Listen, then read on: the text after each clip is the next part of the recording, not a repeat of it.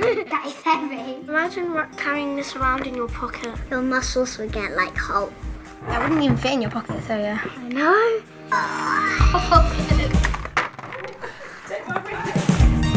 Is it a tape recorder? Like half calculator? A projector. It looks like a filming camera. A phone? That is the first mobile phone that was in the UK. That's funny. Oh, were they carrying, were they like pigeons? Pigeons that you... Oh, yeah. They would just write letters to people. Can you imagine not having mobile phones? That's Can you imagine- crazy. Black and white. Yeah. There was no cars. Or I think they had no cameras and no televisions. Victorians, sort of people in the war. World War One. I think World War Two as well. Can you tell when something exciting happened, like all these little sparkly bits come from the phone and show that everything's fine? I'd like it if it could turn me into a fairy. They're very old. 3 years? 50,000 years. £10? £100? Nearly £2,000. Cool.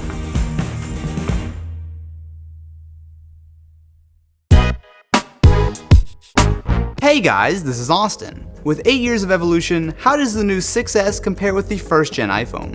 The first thing you'll notice is just how little things have changed. It's clear Apple settled on a basic design back in 2007 and have focused on tweaks since, which makes the first gen surprisingly familiar. The newer iPhone is bigger and thinner, but they both share the same curve. It's like someone flattened an original iPhone to make the 6S. Something that isn't as impressive is the 3.5-inch 320 by 480 display. It's still totally usable, but side by side with the newer iPhone, it's clear just how far smartphone screens have come.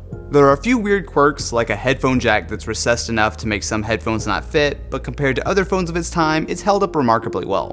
What I really want to know is, can you even use an original iPhone these days? The first thing is to get it on a network. With the help of a nano SIM adapter, the iPhone jumps right onto AT&T. It's limited to Edge, but you can still text like any other phone, and the smaller size of the iPhone actually makes it nice for phone calls. Data is slow over 2G, but if you're patient, it does work, and you can connect it to Wi-Fi as well. One big advantage of the 6S are the apps.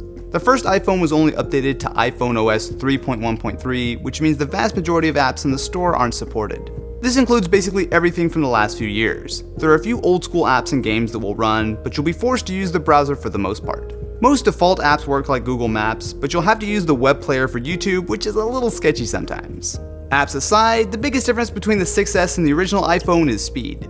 Certain parts of the original iPhone actually aren't bad. Scrolling through a web page in Safari is actually pretty smooth, and pinch to zoom works just fine.